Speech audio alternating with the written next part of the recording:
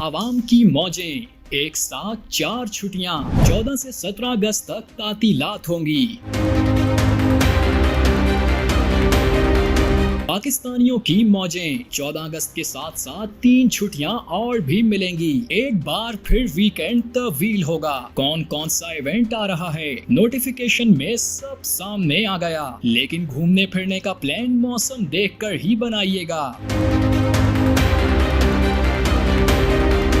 یوم آزادی چہلم امام حسین علیہ السلام اور ہفتہ اتوار۔ پاکستان میں ماہ اگست میں یوم آزادی سمیت ایک ساتھ 4 تعطیلات کا امکان ہے۔ کابینہ ڈویژن کے نوٹیفیکیشن کے مطابق ملک بھر میں 14 اگست کو یوم پاکستان پر عام تعطیل ہوگی، جبکہ چہلم امام حسین علیہ السلام جمعہ 15 اگست کو منایا جائے گا۔ میڈیا رپورٹس کے مطابق چہلم کی تعطیل وفاقی تعطیلات میں شامل نہیں، تاہم صوبائی سطح پر مقامی تعطیل کی صورت میں متعلقہ علاقوں میں چھٹی ہوگی۔